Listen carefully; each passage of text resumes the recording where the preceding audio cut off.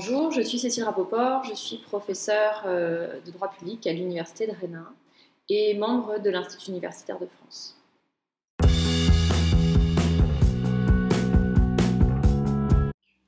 Alors, le partenariat transatlantique de commerce et d'investissement, le PTCI si on prend son acronyme français, ou le TTIP ou TAFTA, puisqu'en fait ce sont souvent les acronymes anglais qui sont retenus dans les médias. C'est un projet d'accord économique et commercial entre l'Union européenne et les États-Unis d'Amérique qui a fait beaucoup parler de lui ces dernières années, qui a généré une forte mobilisation d'acteurs de la société civile européenne ou des mouvements politiques, particulièrement contre son aboutissement. Par exemple, il a été à l'origine du déclenchement de la première initiative citoyenne européenne, l'initiative Stop TTIP, à avoir été formulée à l'encontre d'un accord commercial de l'Union. Alors c'est un accord très contesté, dont l'aboutissement de la négociation, qui est aujourd'hui au point mort, reste très incertain. Et pour bien comprendre cette situation, cette particularité du TTIP, il faut comprendre les particularités de cet accord, ou plus précisément ses ambitions, puisque le texte n'est pas encore finalisé, donc à ce stade. En effet, le partenariat transatlantique de commerce et d'investissement fait partie de ce que l'on appelle communément, en droit de l'Union européenne, de la nouvelle génération d'accords de libre-échange. Cette expression désigne des accords établissant entre l'Union européenne et un partenaire tiers une zone de libre-échange, au sens économique du terme, une zone de libre-échange, mais un libre-échange complet et approfondi. Alors, qu'appelle-t-on le libre-échange complet et approfondi? Eh bien, tout simplement, un accord qui, en plus d'établir le libre-échange comme on l'entend au sens économique traditionnel, c'est-à-dire un accord qui supprime entre deux partenaires les droits de douane au franchissement des frontières et les restrictions quantitatives à l'importation ou à l'exportation des marchandises entre les deux partenaires, eh bien, en plus de faire cela, l'accord de libre-échange complet et approfondi va plus largement s'attacher à favoriser l'accès au marché des deux partenaires, l'accès réciproque des deux partenaires au marché de l'autre, pour les biens et services originaires de la zone de départ. Autrement dit, ces accords actent le fait que les principaux obstacles à l'échange commercial ne sont plus les droits de douane et les restrictions quantitatives. Pourquoi? Bien, car ces deux types d'obstacles, qui sont des obstacles directs au commerce international, ont été très largement réduits au fil des ans grâce au cycle de négociations commerciales multilatérales qui ont été conduites dans le GATT, sous l'empire du GATT, puis de l'Organisation mondiale du commerce. Donc désormais, les obstacles aux échanges se situent derrière la frontière et prennent la forme de réglementations techniques, d'exigences réglementaires sanitaires, phytosanitaires, qui, sans être nécessairement abusives et sans avoir forcément été pensées pour des raisons protectionnistes, eh bien, vont impliquer que l'exportateur ajuste son processus de fabrication à chaque fois qu'il veut pénétrer sur un marché qui a des caractéristiques réglementaires, des exigences techniques différentes de celles de son marché domestique. Il devient donc intéressant, si l'on veut fluidifier les échanges entre deux économies, il devient intéressant de créer des formes de coopération réglementaire, un dialogue sur ces normes techniques, sur ces méthodes réglementaires, sur ces modes d'évaluation de la conformité des produits, pour que les partenaires connaissent mieux le système de l'autre, voire, s'ils le peuvent, fassent converger leurs exigences réglementaires pour réduire d'autant les obstacles au commerce. Donc par rapport à ce qui se fait dans le cadre de l'Organisation mondiale du commerce, parce que c'est également un enjeu qui est discuté dans cette enceinte multilatérale, eh bien, il y a la recherche d'un approfondissement par la négociation bilatérale de ce qui se fait à l'échelle multilatérale. Et c'est en ce sens que l'accord de libre-échange est approfondi. On approfondit parce qu'on va au-delà de ce qu'on pourrait faire, au-delà parce qu'on est deux partenaires, au-delà de ce qu'on pourrait obtenir ou espérer obtenir dans un cadre multilatéral avec plus de 160 partenaires.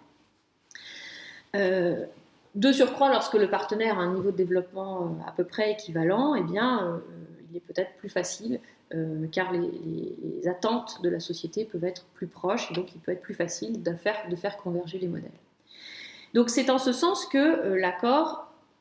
se veut approfondi par rapport à ce qui se fait ailleurs, donc à la fois sous l'angle réglementaire, mais aussi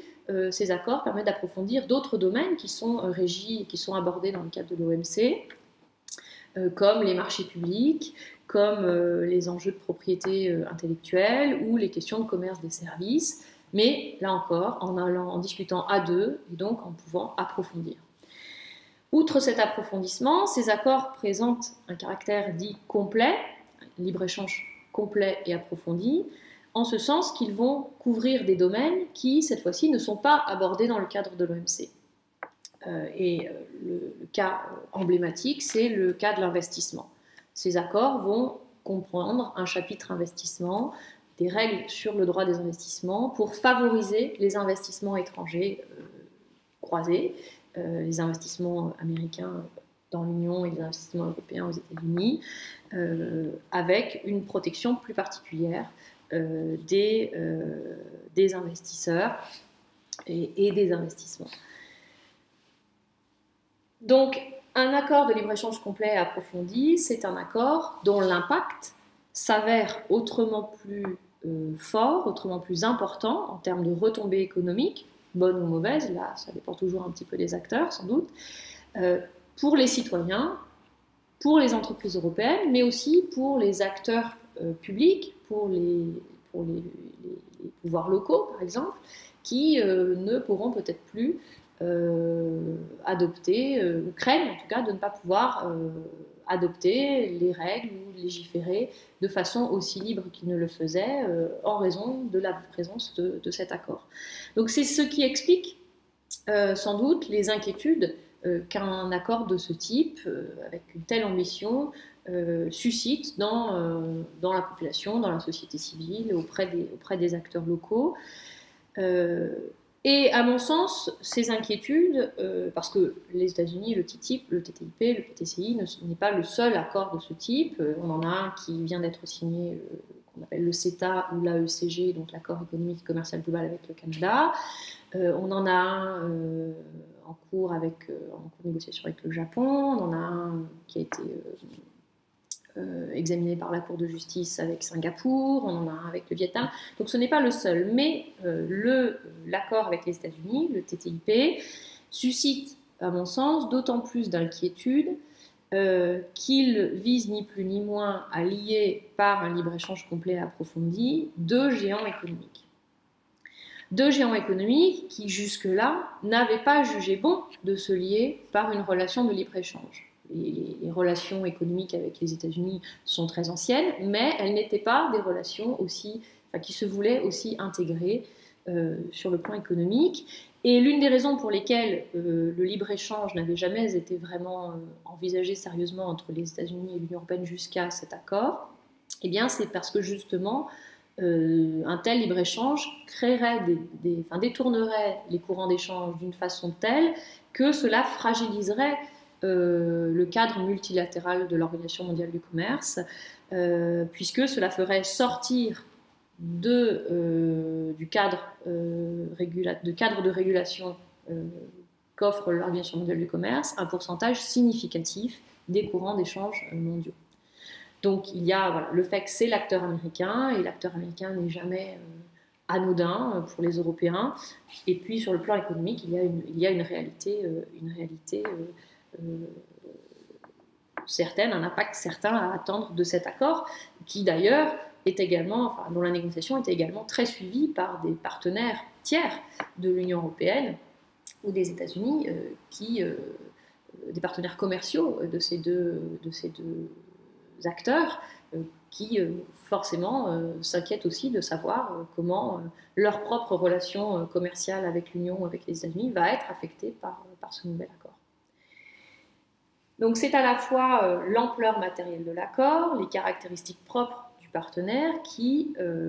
à mon sens, rendent difficile son acceptation par les citoyens européens, mais on a le même genre de contestation, enfin on avait le même genre de contestation du côté américain, le même type d'inquiétude au niveau de la société civile états-unienne. Et donc forcément, ce climat général eh bien, renforce l'incertitude du processus de négociation, puisqu'il y a une opinion publique, en tout cas celle qui s'exprime le plus fortement, qui est une opinion publique contestataire de cet accord.